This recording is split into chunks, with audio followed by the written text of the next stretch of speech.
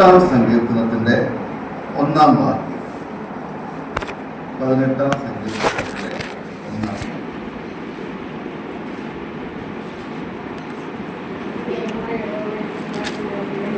മതി. എന്റെ ബലമായ യഹോവേ, ഞാൻ നിന്നെ സ്നേഹിക്കുന്നു.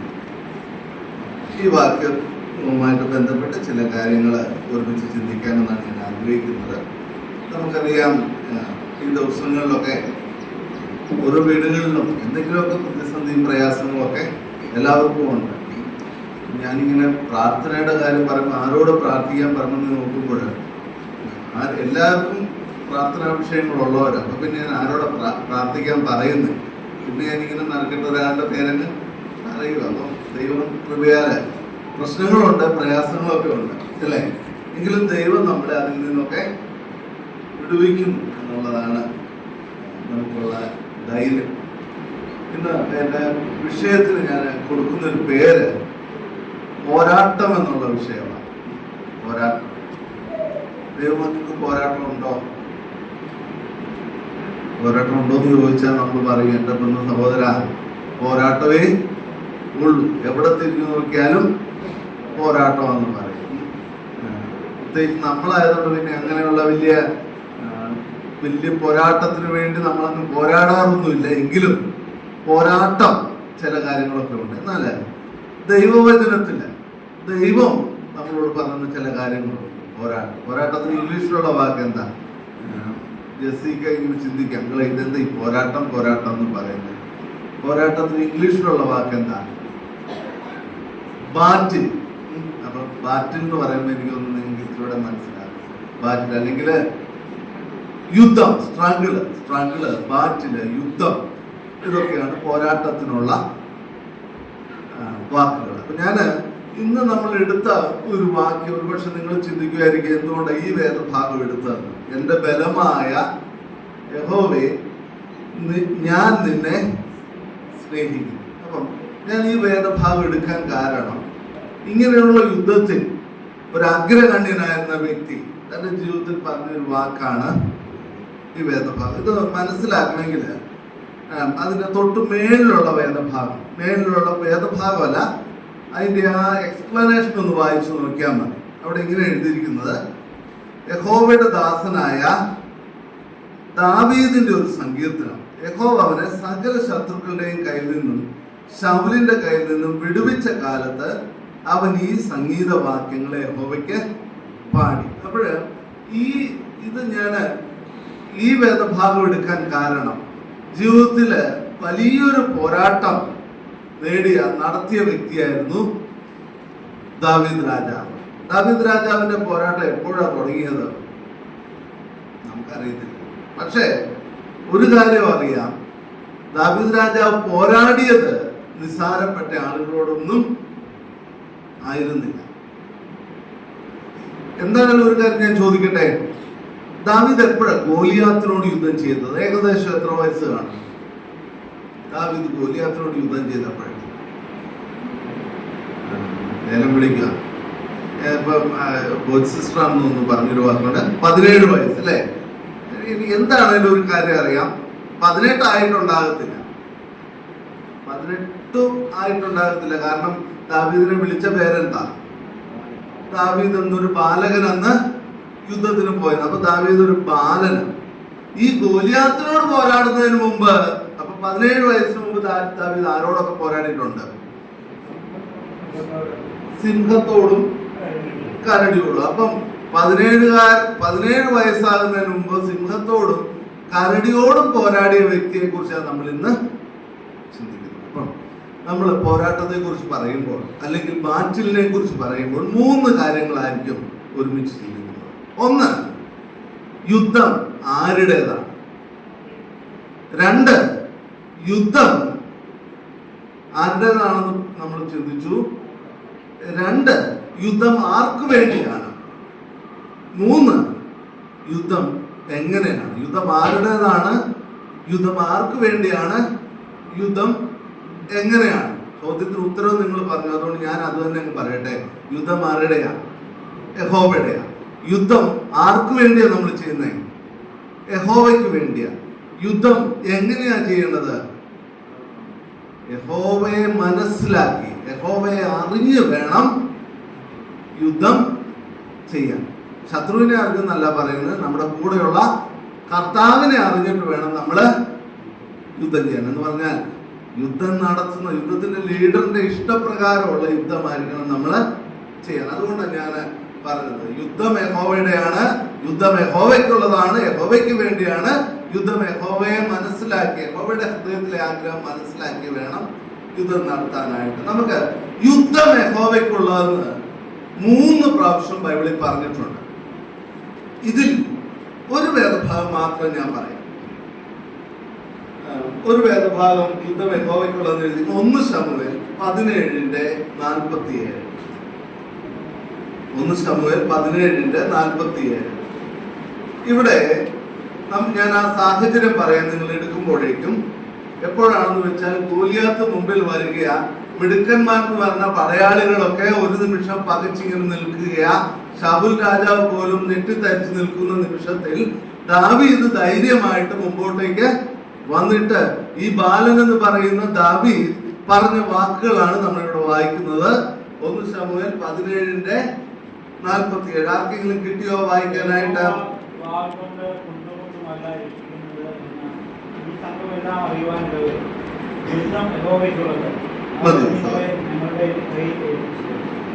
യഹോവ വാൾ കൊണ്ടും കുന്തം കൊണ്ടുമല്ല രക്ഷിക്കുന്നത് എന്ന് ഈ സംഘമൊക്കെ അറിയുവാൻ ഇടവരും. യുദ്ധം യഹോവയ്ക്കുള്ളത്. പിന്നീട് അത് കൂടാതെ യുദ്ധം യഹോവയ്ക്കുള്ളതെന്ന് പറഞ്ഞിരിക്കുന്ന മറ്റൊരു വേദഭാഗം പുറപ്പാട് പുസ്തകം 14-ാം അധ്യായം 14-ാം വാക്യം. ഞാൻ ഇടിപ്പിക്കുന്നില്ല. പുറപ്പാട് പുസ്തകം 14-ാം അധ്യായത്തിന്റെ 14-ാം വാക്യത്തിൽ യുദ്ധം യഹോവയ്ക്കുള്ളതെന്ന് പറയുവാൻ കാരണം, മുമ്പിൽ ചെങ്കടൽ കിടക്കുകയാണ്, പിമ്പിൽ മിസ്രയീം സൈന്യവും വന്നുകൊണ്ടിരിക്കുകയാണ്.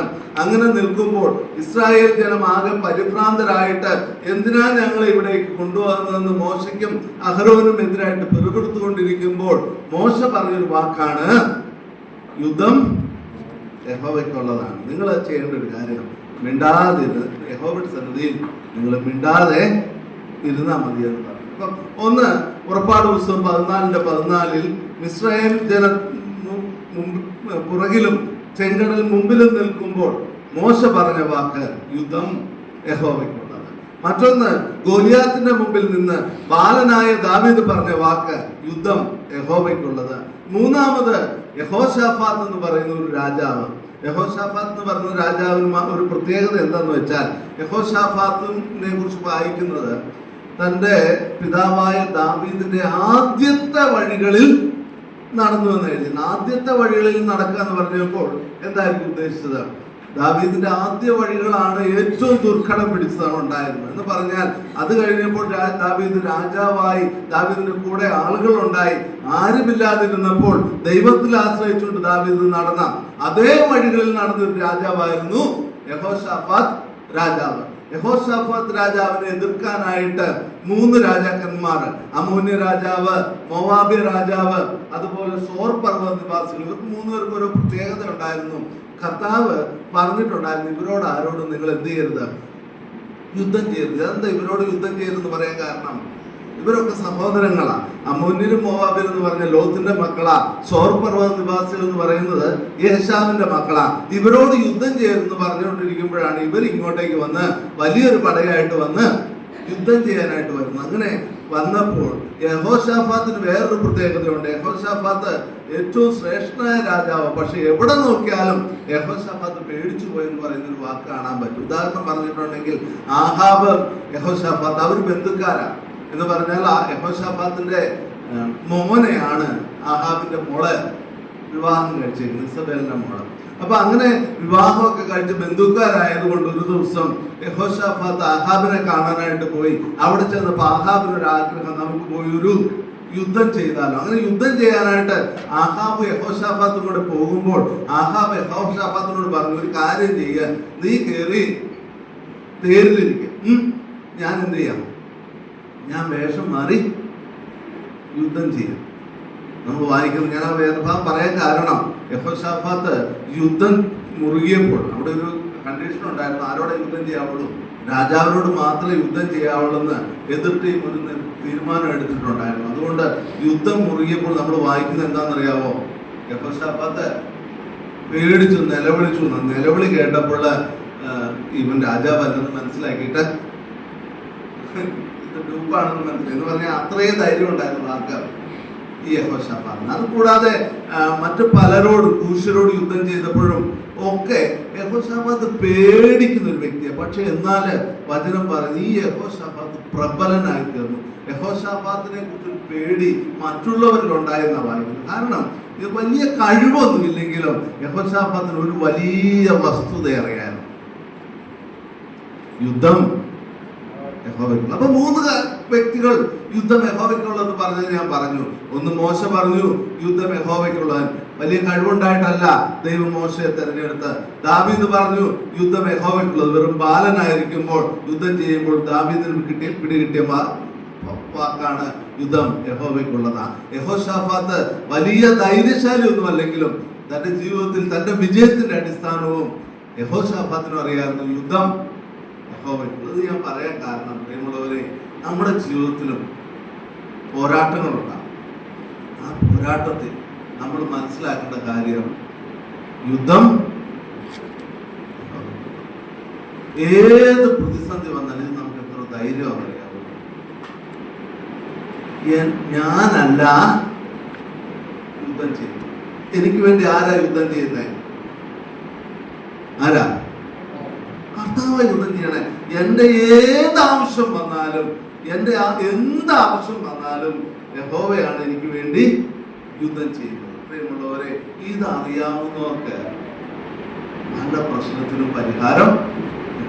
ഇനി രണ്ടാമത്തെ കാര്യം, യുദ്ധം യഹോവയ്ക്കുള്ളതെന്ന് ഞാൻ പറഞ്ഞു. 2, ഇപ്പം ആർക്ക് വേണ്ടിയാണ് യുദ്ധം? യഹോവയ്ക്ക് വേണ്ടിയാണ്. അല്ല, ആരാണ് യുദ്ധം ചെയ്യുന്നത്? യഹോവയാണ് യുദ്ധം ചെയ്യുന്നത്. ഇനി രണ്ടാം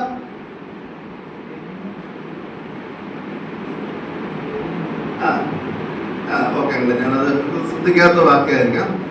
അപ്പം പല വേദഭാഗങ്ങളും കാണും, ഡയറക്റ്റ് ആയിട്ടോ ഇൻഡയറക്റ്റ് ആയിട്ടോ എന്ത് തന്നെ പറയുന്നേ യുദ്ധം യഹോവയ്ക്കുള്ളത്. ഇനി രണ്ടാമത്തെ പോയിന്റിലേക്ക് ഞാൻ വേഗത്തിലൊന്ന് വരട്ടെ. നമ്മൾ യുദ്ധം ചെയ്യുന്ന ആർക്ക് വേണ്ടിയാണ്? എഫെസ്യ ലേഖനത്തിലെ ഒരു വാക്ക് ഇങ്ങനെ പറയുന്നുണ്ട്. ഞാൻ എടുപ്പിക്കുന്നില്ല, വേദഭാഗം എടുക്കുന്നില്ല, നമുക്ക് അറിയാവുന്ന. എഫെസ്യ ലേഖനത്തിൽ നമുക്ക് പോരാട്ടം ഉണ്ടെന്ന് പറയുന്നത് ജഡരക്തങ്ങളോടല്ലെന്ന് പറയുന്നുണ്ട് അല്ലേ? എന്ന് പറഞ്ഞാൽ പ്രിയമുള്ളവർ, അതിന്റെ അർത്ഥം എന്താ? ദൈവമക്കള് ജഡവും രക്തമുള്ള ഒറ്റ എണ്ണത്തിനോടും യുദ്ധം ചെയ്യാൻ പോകരുത്. കേട്ടല്ലോ? അപ്പൊ ഇതിന് ആരോടെങ്കിലും നമ്മൾ പോരാടുമ്പോൾ ആദ്യം ഒന്ന് കുത്തി നോക്കണം. എന്തിനാ? ബ്ലഡ് ഉണ്ടോ? കുത്തി നോക്കൊന്നും വേണ്ട, അത് യുദ്ധമായി പോകും. നമുക്ക് കാണുമ്പോഴേ അറിയാലോ അല്ലേ ജെസ്സിക്ക് ആർക്കൊക്കെ രക്തവും ഇതൊക്കെ ഉള്ളതാണ്. അപ്പോൾ ദൈവവചനം പറയുക, നമുക്ക് പോരാട്ടം ജഡരക്തങ്ങളോടാണ്. പക്ഷെ ഇന്ന് പലപ്പോഴും നമ്മളിത് പറയുമ്പോഴും നമ്മൾ പലപ്പോഴും ആരോടാ പോരാടിക്കൊണ്ടിരിക്കുന്നത്? ഈ ജഡരക്തങ്ങളോടാണ്. എഫെസ്യ ലേഖനത്തില് 6:15 തോന്നുന്നു നമുക്ക് പോരാട്ടമുള്ള ജഡരക്തങ്ങളോടല്ലെന്ന് പറയുന്നത്. പക്ഷെ അതിനു മുമ്പുള്ള വാക്യങ്ങൾ 5 അധ്യായം തുടങ്ങി നമ്മളോട് പറയുന്നത് ഈ ജഡരക്തങ്ങളെ കുറിച്ച് ഇച്ചിരി കൂടി വിശദമായിട്ട് പറയുന്നുണ്ട്. 5 അധ്യായത്തിൽ 2 കൂട്ടം ജഡരക്തങ്ങളോട് പറയുന്നുണ്ട്. ഇന്ന് ഭാര്യമാരെ നിങ്ങൾ എന്ത് ചെയ്യണം? ഭർത്താക്കന്മാരെ കീഴടങ്ങിയിരിക്കണം. ഭർത്താക്കന്മാർക്ക് കീഴടങ്ങിയിരിക്കണം. അപ്പം അവരോട് പോരാടാൻ പോകരുത്. എന്ത് ചെയ്യണം? കീഴടങ്ങിയിരിക്കണം. അത് വളരെ അത്യാവശ്യമാണ് കേട്ടോ. കാരണം അത് ഈ ദിവസങ്ങളിൽ നമ്മൾ വ്യക്തമായിട്ട് മനസ്സിലാക്കേണ്ടതാണ്. ഭർത്താക്കന്മാർക്ക് ഭാര്യമാർ കീഴടങ്ങിയിരിക്കണം എന്നുള്ള വസ്തുത. ഞാൻ അതിനെക്കുറിച്ച് വിശദീകരിക്കുന്നില്ല. ഭർത്താക്കന്മാരോട് പറയുന്നതോ, ഇതൊക്കെ ചിലപ്പോൾ ഈ കുറച്ച് കുറവുള്ളത് കൊണ്ടായിരിക്കും ഇതൊക്കെ പറയുന്നത്. ഭർത്താക്കന്മാരോട് പറയുന്ന, ഭാര്യമാരെ സ്നേഹം തേടി നിങ്ങൾ വേറെ ഒരിടത്തും പോകണ്ട. ആരെ സ്നേഹിച്ചാൽ മതി? ഭാര്യമാരെ എങ്ങനെ സ്നേഹിക്കണം? ക്രിസ്തു സഭയെ സ്നേഹിച്ചതുപോലെ പോറ്റി പുലർത്തി ബലഹീനപാത്രമാണെന്നാണ് പറയുന്നത്. അപ്പൊ ഭർത്താക്കന്മാരെ സ്നേഹിക്കണം, ഭാര്യമാര് കീഴടങ്ങിയിരിക്കണം, മക്കള് അമ്മയപ്പന്മാരെ അനുസരിക്കണം എന്ന് പറഞ്ഞാല് ഈ പിള്ളേർക്കൊരു തോന്നൊരു കാര്യം, അപ്പനും അമ്മയ്ക്കൊന്നും വലിയ അറിവില്ല. ഞങ്ങളൊക്കെ ജനറേഷൻ ജെൻ ഇസഡൊക്കെ ആയി എന്നാ തോന്നുന്നു. അപ്പൊ അന്നേരം ഇനി അപ്പനും അമ്മയും പറയണത് കേട്ടില്ലേലും വലിയ കുഴപ്പമില്ല. ഗൂഗിളും ചാറ്റ് GPT ഒക്കെ പറഞ്ഞ് കേട്ടാൽ മതി എന്നൊക്കെ നമുക്ക് തോന്നുമ്പോൾ വചനം പറയുക, ഇനി എത്ര വിവരമില്ലാത്ത അപ്പനാണേലും അമ്മയാണേലും എന്ത് ചെയ്യണം എന്നാ വചനം പറയണേ? അനുസരിക്കണം എന്നാ പറയുന്നത്. അപ്പനോട് പറയുന്നുണ്ട്, മക്കളെ കോപിപ്പിക്കരുതെന്ന് പറയുന്നുണ്ട്. കോപിപ്പിക്കരുതെന്ന് പറയുമ്പോൾ പിന്നെ വേറൊരു കാര്യം കൂടി പറയുന്നുണ്ട്, നല്ല ബാലശിക്ഷ കൊടുക്കണം എന്നല്ലേ? ബാലശിക്ഷയിലും പത്യോപദേശത്തിലും ഒത്തി പുലർത്തണമെന്നും പറയുന്നുണ്ട്. അപ്പൊ രണ്ടും ചെയ്യണം. അയ്യോ കുഞ്ഞു കോപിച്ചെങ്കിലോ എന്ന് വിചാരിച്ചോണ്ട് തല്ല് കൊടുക്കാതെ ഇരിക്കരുത്. പക്ഷെ തല്ലുമ്പോ കൊച്ചു കോപിക്കാതിരുന്നാൽ നല്ലത്. അപ്പം ഇനി ജഡരക്തങ്ങളുടെ ഓരോ ടീമുകളെ ഞാൻ പറയുകയാണെ. പിന്നെ പറയുന്നത്, ദാസന്മാരെ യജമാന്മാർക്ക് കീഴടങ്ങിയിരിക്കണം. മനുഷ്യനെ പ്രസാദിപ്പിക്കുന്ന പോലെ ദൃഷ്ടിസേവയിലല്ല. ആര് കണ്ടാലും കണ്ടില്ലേലും ഇപ്പോഴത്തെ കാലത്ത് ദാസൻ എന്ന് പറഞ്ഞാൽ ആരാ? നമുക്കറിയാം. നമ്മൾ ജോലിയൊക്കെ ചെയ്യുമ്പോൾ അവിടെ നമ്മള് അവിടുത്തെ ഒരു ദാസന് എന്ന് പറഞ്ഞ ജോലിക്കാരൻ. അപ്പം എവിടെ ജോലി ചെയ്താലും ചിലപ്പം നല്ല ജോലിക്കാർ മുതലാളിയായിരിക്കും കിട്ടുക, അല്ലെങ്കിൽ ചിലപ്പം നല്ല മേലുദ്യോഗസ്ഥരായിരിക്കും കിട്ടുന്നത്, ചിലപ്പം മോശമായിരിക്കും കിട്ടുന്നത്. ആരാണെങ്കിലും എന്ത് ചെയ്താൽ മതി? കീഴടങ്ങിയിരുന്നാൽ മതി. കാരണം എന്താണെന്ന് വെച്ചാൽ അങ്ങനെ കീഴടങ്ങിക്കൊണ്ടിരുന്ന കാര്യങ്ങൾ നടക്കത്തില്ലെന്ന് നമുക്ക് തോന്നിയാൽ നമുക്ക് വേണ്ടി ആര് യുദ്ധം ചെയ്തോളും? ഇതിന്റെ എല്ലാത്തിന്റെയും മറുവശം ഇതാണ്. ഈ പ്രശ്നത്തിനൊക്കെ നമുക്ക് വേണ്ടി ശബ്ദിക്കാൻ, എനിക്ക് വേണ്ടി ഒരാള് ഉണ്ടെന്നുള്ളതായിരുന്നു.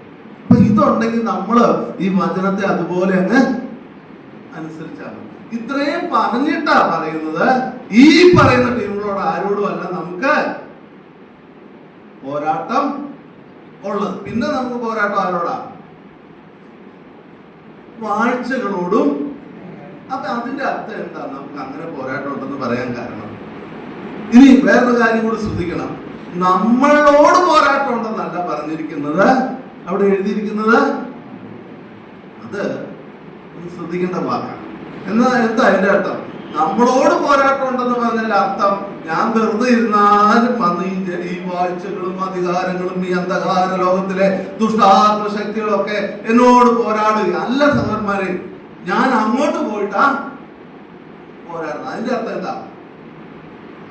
ഞാൻ പറയാം എന്ന് പറഞ്ഞാൽ, ഞാൻ ആദ്യം പറഞ്ഞു, യഹോവയാണ് നമുക്ക് വേണ്ടി യുദ്ധം ചെയ്യുന്നത്.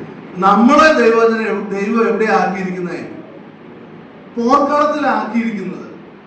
പാട്ടും പാടാറില്ലേ? നല്ല പോരാട്ടം പോരാടി. അപ്പൊ എവിടെയാ, എങ്ങോട്ടാ ഓടേണ്ടത്? എന്ത് പോരാട്ടാ പോരാടുന്നത്?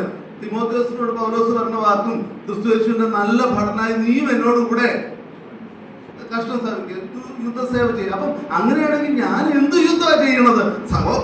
ജഡരക്തങ്ങളോട് യുദ്ധം ചെയ്യരുത് പറയുന്നുണ്ട്. പിന്നെ എന്ത് യുദ്ധമാണ് ഞാൻ ചെയ്യുന്നത്? പറയട്ടെ, ഏറ്റവും വലിയ യുദ്ധമാ സുവിശേഷം അറിയിക്കാനുള്ള യുദ്ധം. ശരിയാണോ? യുദ്ധത്തിൽ എന്താ ചെയ്യുന്നേ? ചില രാജാക്കന്മാരെ കീഴടക്കി അവിടെ നിന്നുള്ള ആളുകളെയും അവിടെ നിന്നുള്ള പ്രഷ്യസ് ആയിട്ട് വിലപിടിപ്പുള്ളതിനൊക്കെ നമ്മൾ എന്ത് ചെയ്യുക? എടുത്തോണ്ട് വരിക. സുവിശേഷ വേലയിൽ നമ്മൾ എന്താ ചെയ്യുന്നേ? ഇത് തന്നെ ചെയ്യുന്നേ. സുവിശേഷം അറിയിക്കുമ്പോൾ നമ്മുടെ ലക്ഷ്യം എന്താന്ന് വെച്ചാൽ, പിശാചിന്റെ അധികാരത്തിൽ കിടക്കുന്ന, അന്ധകാരത്തിൽ കിടക്കുന്ന വ്യക്തികളെ പിടിച്ചോണ്ട് വന്ന് സുവിശേഷം ഏതു വിധേനയും പറഞ്ഞ് അവര് രക്ഷയിലേക്ക് വരുമ്പോൾ പിശാച് വെറുതെ ഇരിക്കുമോ? അതുകൊണ്ട് അവർ പോരാടുന്നത്. ഇനി ഞാൻ വേറൊരു കാര്യം പറയട്ടെ, നമ്മളോട് പിശാചിന് പോരാടാൻ വേറെ ഒരു റീസണും ഇല്ല. മറ്റൊരു കാര്യം കൂടി പറയട്ടെ, പിശാച് ആരോടെ പോരാടുന്നുള്ളൂ? നമ്മളോടെ പോരാടുന്നുള്ളൂ. എന്തിനാ നമ്മളോട് പോരാടുന്നത്? നമ്മൾ സുവിശേഷം നമ്മൾ ദൈവത്തെ ആരാധിക്കരുത്, നമ്മൾ ദൈവത്തിന് വേണ്ടി പ്രയോജനപ്പെടരുത്, നമ്മുടെ കുടുംബത്തിൽ പ്രാർത്ഥന നടക്കരുത്, നമ്മുടെ ജീവിതത്തിൽ സമാധാനം ഉണ്ടാകരുത്. എന്തുകൊണ്ടാണ് പിശാച് ഉദ്ദേശിക്കുന്നത്? സമാധാനം ഉണ്ടെങ്കിലേ ഇവൻ സുവിശേഷം പറയത്തുള്ളൂ, സന്തോഷം ഉണ്ടെങ്കിലേ ഇവൻ സുവിശേഷം പറയത്തുള്ളൂ, സന്തോഷം ഉണ്ടെങ്കിലേ സഭയെ വന്നാൽ ആരാധിക്കത്തുള്ളൂ. ചാക്കോങ്ങളിൽ ജലദോഷം പനിയൊക്കെ ആയിട്ടും വന്നിട്ട് പിന്നെ എഴുന്നേറ്റ് പറഞ്ഞു എനിക്കൊരു വാക്യമെങ്കിലും. അതിന്റെ കാരണം എന്താ? ഇതാണ് ഉദ്ദേശം. പനി മാറ്റിയില്ലെങ്കിൽ പിശാച് എങ്ങനെയെങ്കിലും പനി പിടിപ്പിക്കുന്നതിന്റെ ഉദ്ദേശം ഇതാ, ദൈവത്തെ ആരാധിക്കുന്നത്. കുടുംബത്തിലെ പ്രാർത്ഥനയ്ക്കായിട്ട് പ്രാർത്ഥന വൈകുന്നേരം സന്ധ്യാപ്രാർത്ഥന ആകുമ്പോഴത്തേക്ക് എങ്ങനെയെങ്കിലും പിശാച് എന്തെങ്കിലും ഒരു വിഷയം ഉണ്ടാക്കുന്നതിന്റെ ഉദ്ദേശം ഇവിടെ പ്രാർത്ഥന നടക്കുന്നു. സുവിശേഷ വേലയ്ക്ക് പോകാൻ എന്തെങ്കിലും തടസ്സം ഉണ്ടാക്കുന്നതിന്റെ ഉദ്ദേശം ഇവൻ കർത്താവിന്റെ വേലയ്ക്ക്. പ്രിയമുള്ളവരെ, വേല ചെയ്യുന്നവരെ പ്രതിസന്ധിയുള്ളൂ. അതാ പോരാട്ടം, ദൈവമക്കളുടെ പോരാട്ടം. സുവിശേഷ വേലയോടുള്ള ബന്ധം, കർത്താവിനെ ആരാധിക്കുന്നതിന്, കർത്താവിന് വേണ്ടി ഞാൻ പ്രയോജനപ്പെടുന്നത് പിശാചിന് ഇഷ്ടപ്പെടത്തില്ല. അന്നേരം അന്ധകാര ശക്തികൾ. അപ്പൊ ഞാൻ എന്റെ വിഷയത്തിലേക്ക് വേഗത്തിൽ പിന്നെയും മടങ്ങി വരിക. ഒന്ന്, നമ്മൾക്ക് വേണ്ടി പോരാടുന്ന ആരാ? നമ്മൾക്ക് വേണ്ടി പോരാടുന്നത് ദൈവമാണ്. നമുക്ക് പോരാട്ടമുള്ളത് പിശാചിനോട്. ഇനി മൂന്നാമത്, നമ്മൾ പോരാടുമ്പോൾ എങ്ങനെ പോരാടണമെന്നാ വായിക്കുന്നത്? അതിന് പുറപ്പാട് പുസ്തകത്തിൽ നമ്മൾ വായിച്ചതിന്റെ രണ്ടാമത്തെ ഭാഗം കൂടി ഒന്ന് നോക്കിയാൽ മതി. പുറപ്പാട് പുസ്തകം ഞാൻ എടുപ്പിച്ചില്ല, നമുക്കൊന്ന് ആ വേദഭാഗം തന്നെ എടുക്കാം. പുറപ്പാട് പുസ്തകം 14:14. യഹോവ നിങ്ങൾക്ക് വേണ്ടി യുദ്ധം ചെയ്യും, നിങ്ങൾ മിണ്ടാതിരിക്കുവാൻ എന്ന് പറഞ്ഞു. യഹോവ നിങ്ങൾക്ക് വേണ്ടി യുദ്ധം ചെയ്യുമ്പോൾ നിങ്ങൾക്കൊരു ഉത്തരവാദിത്തമുണ്ട്. നിങ്ങള് മിണ്ടാതിരിക്കും. ഈ വേദഭാഗം വേറെ എവിടെയെങ്കിലും ഉണ്ടോ? 46-ാം സങ്കീർത്തനത്തിലുണ്ട്. ആ വാക്യം കൂടി നമുക്ക് നോക്കാം. 46-ാം സങ്കീർത്തനത്തിന്റെ അവസാന ഭാഗങ്ങളിലാണെന്ന് തോന്നുന്നു. 10-ാം വാക്യം അവിടെ വായിക്കുന്നത് എന്താ? അത് 45 46 പറയുന്നേ, മിണ്ടാതിരുന്ന്. അപ്പം ഞാൻ പറഞ്ഞു, യുദ്ധം നടത്തുന്ന കർത്താവാണ്. നമ്മുടെ ജീവിതത്തിലാണെങ്കിലും ഏത് സാഹചര്യത്തിലാണെങ്കിലും എനിക്ക് വേണ്ടി യുദ്ധം ചെയ്യുന്നത് കർത്താവ്. അപ്പൊ ഞാൻ കർത്താവിന് വേണ്ടി യുദ്ധം ചെയ്യണം. കർത്താവ് എന്ത് ചെയ്തോളും? എനിക്ക് വേണ്ടി യുദ്ധം ചെയ്യും. ഞാൻ കർത്താവിന് വേണ്ടി യുദ്ധം ചെയ്യാന്ന് പറഞ്ഞെന്താ? ഞാൻ കർത്താവിന്റെ വേല ചെയ്യണം. രണ്ട് കാര്യം നമ്മൾ പറഞ്ഞ് ചിന്തിച്ചു കഴിഞ്ഞു. മൂന്നാമത്, ഇവിടെ വായിച്ച വേദഭാഗം നോക്കിക്കേ, മിണ്ടാതിരുന്ന് ഞാൻ. അതിന്റെ അർത്ഥം എന്താ? അപ്പൊ എഴുതി തുടങ്ങി, ഞാൻ ആരോടും മിണ്ടാനും പോകുന്നില്ല. ഇനി യുദ്ധം, കർത്താവിന്റെ യുദ്ധം, ഞാൻ മിണ്ടുന്നില്ല. ആ മിണ്ടാതിരിപ്പാണോ ഇവിടെ ഉദ്ദേശിച്ചത്? ഇവിടെ പറഞ്ഞിരിക്കുന്ന ഒരു വാക്ക് മിണ്ടാതിരിക്കുക എന്ന് പറഞ്ഞാൽ ശാന്തമായിട്ട് ഇരിക്കാം. ബി സൈലന്റ് എന്നല്ല വചനം പറയുന്നത്, ബി സ്റ്റിൽ. സ്റ്റിൽ വാട്ടർ എന്നൊക്കെ പറയല്ലോ. 23-ാം സങ്കീർത്തനത്തിൽ എന്താ വായിക്കുന്നേ? സ്വസ്ഥമായ വെള്ളത്തിനരികത്തേക്ക് അവൻ എന്നെ നടത്തുന്നു. യാതൊരു കാറ്റും യാതൊരു കോളുമില്ലാതെ യാതൊരു ടെൻഷനുമില്ലാതെ സ്വസ്ഥമായിട്ടിരിക്കുമ്പോൾ നമുക്ക് ലഭിക്കുന്ന മറ്റൊരു ഭാഗ്യമുണ്ട്. മിണ്ടാതിരിക്കുമ്പോൾ ഞാൻ ദൈവമെന്ന്. ഇതന്നെ ഈ വ്യാകുലപ്പെടുക എന്ന് പറയുന്നതും ടെൻഷൻ അടിക്കുക എന്ന് പറയുന്നതും ഇതിന്റെ ഒക്കെ അർത്ഥം എന്നാന്നറിയാവോ? വചനം നമ്മളോട് മിണ്ടാതിരിക്കാന്ന് പറഞ്ഞാൽ മറ്റൊരു വാക്ക് നമുക്ക് ഉപയോഗിക്കാൻ നല്ലത്, നീ ഒന്ന് സ്വസ്ഥമായിട്ടിരുന്ന് ശാന്തമായിട്ടിരുന്ന് എല്ലാ ടെൻഷനും മാറ്റിയിട്ട് എന്ത് ചെയ്യണം? എനിക്ക് വേണ്ടി യുദ്ധം ചെയ്യുന്ന ഒരു ദൈവമുണ്ട്. ഞാൻ ദൈവമാണ്. എനിക്ക് പല മാർഗങ്ങളുണ്ട്. ദൈവത്തിന്റെ മാർഗങ്ങൾ എന്താ? യുദ്ധത്തിനുള്ള മാർഗങ്ങൾ നമ്മൾ കാണുന്ന മാർഗങ്ങളാണോ? നമ്മളാണെങ്കിൽ ഒരുതിനോട് യുദ്ധം ചെയ്യാൻ എന്തെല്ലാം മാർഗങ്ങൾ ഉണ്ടാക്കാം, അത് മുഴുവൻ ഉണ്ടാകും. പക്ഷെ മിക്കവാറും പരാജയപ്പെടുത്തും. പക്ഷെ ദൈവത്തിന്റെ മാർഗങ്ങൾ, ഞാൻ അതും കൂടി പറയട്ടെ പ്രിയമുള്ളവരെ, എനിക്ക് വേണ്ടി എന്റെ ദൈവം യുദ്ധം ചെയ്യുന്നുണ്ടെങ്കിൽ ഞാൻ പരാജയപ്പെടും. എനിക്ക് വേണ്ടി എന്റെ ദൈവം യുദ്ധം ചെയ്യുന്നുണ്ടെങ്കിൽ ഞാൻ തന്നെ വിജയിക്കും. ഞാൻ പറഞ്ഞ വാസ്തവല്ലേ? ദൈവത്തിന് പരാജയമില്ലെങ്കിൽ എന്റെ കാര്യത്തിന് എന്റെ ദൈവം പ്രവർത്തിച്ചിട്ടുണ്ടെങ്കിൽ ആ കാര്യം നടക്കുക തന്നെ ചെയ്യും, എന്റെ കഴിവ് കൊണ്ടല്ല. ഇനി ദൈവത്തിന്റെ മാർഗങ്ങൾ ഓരോ സാഹചര്യത്തിലും വിഭിന്നമാണെന്ന് നമ്മൾ ഓർക്കണം. നമ്മൾ 3 സാഹചര്യങ്ങൾ പറഞ്ഞു. ഒന്ന്, ചെങ്കടലിന്റെ ദൈവം എന്താ ചെയ്യുന്നത്? ഇസ്രായേലിനെ തിരിഞ്ഞ് അടിക്കാനാണ് പറഞ്ഞത്. നീ മുമ്പോട്ട് പൊക്കോ, നീ പ്രതിസന്ധി നോക്കണ്ട, മുമ്പോട്ട് പൊക്കോ. നീ പ്രതീക്ഷിക്കാത്ത വഴി ഈ ചെങ്കടലിന്റെ നടുക്കോടെ ഞാന് നിനക്ക് തുറന്നു തരും. തിരിഞ്ഞു അടിക്കാനല്ല, ദൈവം കാറ്റിനെ അയച്ചു. അവിടെ ദൈവത്തിന്റെ യുദ്ധത്തിന്റെ ആയുധം. ഇനി ഗോലിയാത്തുമായിട്ടുള്ള യുദ്ധം എപ്പോഴാ? കല്ല് മതി. അതിനെക്കുറിച്ച് ആളുകൾ പറയുന്നത് എനിക്കറിയത്തില്ല ശരിയാണോ തെറ്റാണെന്ന്. ഈ കല്ലും കൊണ്ട് ദാവീദ് ഗോലിയാത്തിനെ യുദ്ധം ചെയ്തു. യുദ്ധം ചെയ്തപ്പോഴ് ഫ്രണ്ടിൽ നിന്നായിരിക്കുമല്ലോ അല്ലേ അങ്ങളെ? ഫ്രണ്ടിൽ നിന്നിട്ട് ഇങ്ങനെ കവണയെ പിടിച്ചിട്ട് ഒറ്റ ഏറ വെച്ചു കൊടുക്കുന്നത്. അപ്പം ആ കല്ല് എവിടെ വീണെന്ന് കൊണ്ടെന്നാ പറയുന്നത്? നെറ്റിയല്ല കൊണ്ടേ. നെറ്റിയൽ കല്ല് കൊണ്ടിട്ട് ഗോലിയാത്ത് എങ്ങോട്ടാ വീഴുന്നുണ്ടേ? അങ്കിള് പറയുന്നുണ്ട് കല്ല് കൊണ്ടത്. ഞാൻ കണ്ടിട്ടില്ലാത്തോണ്ട് എനിക്കറിയില്ല. എങ്കിലും കല്ല് കൊണ്ട് കഴിഞ്ഞാ പുറകോട്ടാ വീഴേണ്ടതെന്നാ പറഞ്ഞു. ഗോലിയാത്ത് എങ്ങോട്ടാ വീണേ? കമന്ന് വീണെന്ന്. അപ്പൊ അതിന്റെ അർത്ഥം എന്താ? ദാവീദേ, നീ എടുത്ത ഈ കൊച്ചു കല്ലല്ല ഗോലിയാത്തിനെ തോപ്പിച്ചത്. കൊടുക്കേണ്ടടുത്ത് കൊടുക്കേണ്ട രീതിയിൽ കൊടുത്തത് കൊണ്ടാ ഗോലിയാത്ത് വീണത്. പ്രിയമുള്ളവരെ, നമ്മുടെ ഒരു സംഭവം കൊണ്ടും അല്ല ദൈവം വിജയം നമുക്ക് നൽകും. നിന്ന് കൊടുത്താൽ മതി. കർത്താവേ, ഞാൻ ശാന്തമായിട്ട് കർത്താവിന്റെ കയ്യിലെ ആയുധമായിട്ട് നിൽക്കുവാണെന്ന് പറഞ്ഞാൽ ബാക്കി കാര്യം കർത്താവ് ചെയ്തു. അതുപോലെ ബാക്കി കാര്യം ഞാൻ പറയുന്നില്ല. കിഴക്കൻകാറ്റ് കൊണ്ട് യുദ്ധം ചെയ്തിട്ടുണ്ട്, കൽമഴ കൊണ്ട്. എനിക്ക് തോന്നുന്നത് 5 രാജാക്കന്മാര് യുദ്ധം യോശുവയുടെ പുസ്തകത്തിൽ എഴുതിയിട്ടുണ്ട്. കൽമഴ കൊണ്ടാ ദൈവം തോൽപ്പിച്ചത്. കൽമഴ കൊണ്ട് മരിച്ചൊരു ഇസ്രായേലിൽ വന്നതിനേക്കാളും അതുകൊണ്ടെന്ന് അവിടെ വായിക്കുന്നത്. ഗിദെയോൻ യുദ്ധം ചെയ്തപ്പോഴെന്താ പറയുന്നത്? എത്ര പേരെ വേണ്ടി വന്നു കർത്താവിന്? വെറും 300 പേര്. ഒത്തിരി പേര് വന്നതാ. ഒന്നും വേണ്ട, ഒരു കഴിവില്ലാത്ത 300 പേരെ മതി എനിക്ക് യുദ്ധം ചെയ്യാൻ. പ്രിയമുള്ളവരെ, കർത്താവിന് യുദ്ധം ചെയ്യാൻ. അതുപോലെ അശൂർ പാളയം 1,85,000 പേര്. എത്ര പേര് എന്തുപയോഗിച്ച കർത്താവ് സംഹരിച്ചത്? വെറും ഒരു കർത്താവിന്റെ ആയുധങ്ങൾ ഇതൊക്കെയാണ്. നമ്മൾ ഉദ്ദേശിക്കുന്ന ആയുധം ഉപയോഗിച്ചല്ല. അപ്പൊ നമ്മള് ചിന്തിക്കുന്ന മാർഗം അല്ല ദൈവം നമ്മുടെ പ്രശ്നത്തിന് പരിഹാരം ഒരുക്കാനായിട്ട് തരുന്നത്. നമ്മുടെ ക്ലേശങ്ങൾ എന്തുമാകട്ടെ യുദ്ധം ചെയ്യുന്നത് കർത്താവാ.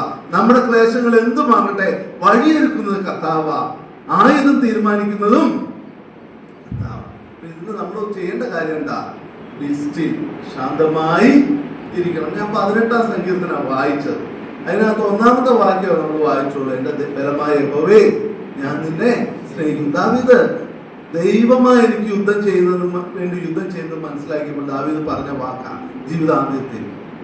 ഈ ചെറുപ്പക്കാരനായ ദാവീദ് ഓരോ പടികളിലും പോയപ്പോൾ ദൈവം ദാവീദിന് വേണ്ടി യുദ്ധം ചെയ്ത് എല്ലാ പ്രതിസന്ധികളെയും തീർത്തപ്പോൾ ദാവീദ് പറഞ്ഞ വാക്കാ എന്റെ ബലമായ. അതിനുശേഷം 7 പ്രാവശ്യം ദാവീദ് എന്റെ ദൈവത്തെ വിളിക്കുന്നു. ഞാൻ വിശദീകരിക്കുന്നില്ല. എന്നിട്ട് പറയുന്ന ഒരു കാര്യമുണ്ട്. എന്റെ പ്രതിസന്ധി ഞാൻ മിണ്ടാതിരുന്നെന്ന് പറഞ്ഞാൽ ഞാൻ വെറുതെ മിണ്ടാതിരിക്കുകയല്ല ചെയ്തത്. 3 കാര്യങ്ങൾ ഞാൻ ഉറപ്പുവരുത്തി. ഒന്ന്, ഞാൻ ആ വേദഭാഗത്തിൽ 18-ാം സങ്കീർത്തനത്തിലെ ആ വേദഭാഗം മാത്രം വായിച്ചു കേൾപ്പിച്ചിട്ട് ഞാൻ അവസാനിപ്പിക്കുക. 18-ാം സങ്കീർത്തനത്തിൽ നമ്മൾ വായിക്കുന്നത് ഇങ്ങനെയാണ്. 3-ാം വാക്യം, സ്തുത്യനായ ഞാൻ യഹോവയെ ഞാൻ വിളിച്ചപേക്ഷിച്ചു. മരണവാചങ്ങൾ എന്നെ ചുറ്റി ഭ്രമിപ്പിച്ചപ്പോൾ ഞാൻ എന്ത് ചെയ്തു? എന്റെ കഷ്ടതയിൽ ഞാൻ യഹോവയെ വിളിച്ചപേക്ഷിച്ചു. അടുത്ത വാക്യം, എന്റെ ദൈവത്തോട് ഞാൻ നിലവിളിച്ചു. അപ്പൊ മിണ്ടാതിരുന്നെന്ന് പറഞ്ഞ് വെറുതെ മിണ്ടാതിരിക്കല്ല, മിണ്ടണ്ടവനോട് മിണ്ടേണ്ടതുപോലെ മിണ്ടണം. കരയേണ്ടടുത്ത് കരഞ്ഞാൽ മതി, ദൈവം വഴി ഒരുക്കിക്കോളും. ഇനി അടുത്ത കാര്യമുള്ളത് എന്താണെന്ന് വെച്ചാൽ അതിന്റെ 20-ാം വാക്യം തുടങ്ങി ഒന്ന് നോക്കുകയും, യഹോവ എന്റെ നീതിക്ക് തക്കവണ്ണം എനിക്ക് പ്രതിഫലം നൽകി. കണ്ടോ, എന്റെ കൈകളുടെ വെടുപ്പിനത്തോളം എനിക്ക്. ദാവീദ് രാജാവായി ഈ വാർദ്ധക്യത്തിൽ എത്തിയപ്പോൾ ദാവീദിന് പറയാൻ പറ്റും, എന്റെ കൈകൾ തെറ്റുണ്ടായിട്ടില്ലെന്നല്ല, പക്ഷെ അത് ദൈവസന്നിധിക്ക് ശുദ്ധീകരിച്ചു കഴിഞ്ഞപ്പോൾ എന്റെ കൈയുടെ വെടുപ്പിനത്തോളം യഹോവ എനിക്ക് പകരം നൽകി. ഞാൻ യഹോവയുടെ വഴികളെ പ്രമാണിച്ചു. 21-ാം വാക്യം, എന്റെ ദൈവത്തോട് ദ്രോഹം ചെയ്തുന്നില്ല. അവന്റെ വിധികളൊക്കെ എന്റെ മുമ്പിലുണ്ട്. അവന്റെ ചട്ടങ്ങളെ ഞാൻ വിട്ടു നടന്നിട്ടില്ല. ഞാൻ അവന്റെ മുമ്പാകെ നിഷ്കളങ്കനായിരുന്നു. അകൃത്യം ചെയ്യാതെ എന്നെ തന്നെ കാത്തു. 24-ാം വാക്യം കൂടി നോക്കുകയും, യഹോവയുടെ നീതി പ്രകാരവും അവന്റെ കാഴ്ചയിൽ എന്റെ കൈകൾക്കുള്ള വെടുപ്പിൻ പ്രകാരവും എനിക്ക്. മനസ്സിലായോ? ദൈവം യുദ്ധത്തിന് വിജയം തരണമെങ്കിൽ എന്റെ കൈകൾ വെടുപ്പുള്ള കൈയാണ്. ദൈവസന്നിധിയില് നിവർന്ന് നിൽക്കാൻ എനിക്ക് പ്രാപ്തി ഉണ്ടായിരിക്കണം. ഇല്ലാതെ ഞാൻ എന്റെ മാർഗങ്ങളും എന്റേതായ തെറ്റായ മാർഗങ്ങളും നടത്തിയിട്ട് ദൈവം എനിക്ക് വിജയം തന്നില്ലെന്ന് പറഞ്ഞാൽ ദൈവത്തിന്റെ കുഴപ്പമല്ല. നമുക്ക് ഉദാഹരണം ഞാൻ വിശദീകരിക്കുന്നില്ല. മൂന്നാമതൊരു കാര്യം കൂടി ചെയ്യേണ്ടത്, സ്തുതിക്കണം കർത്താവിനെ.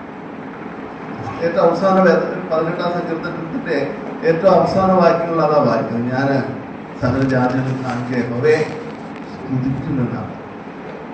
ആരാധനയ്ക്ക് വന്നിട്ട് ജീവിതത്തിൽ പ്രശ്നമാണെന്ന് പറഞ്ഞുകൊണ്ട് മിണ്ടാതിരുന്നിട്ട് കർത്താവ് മിണ്ടാതിരിക്കാനാണ് പറഞ്ഞെന്ന് പറഞ്ഞിട്ട് ദൈവത്തെ ആരാധിക്കേണ്ടത് പിശാച് ഏറ്റവും ഇഷ്ടപ്പെടാത്ത കാര്യമാണ്. സുവിശേഷം അറിയിക്കുക എന്നുള്ളതും ദൈവത്തെ ആരാധിക്കണം.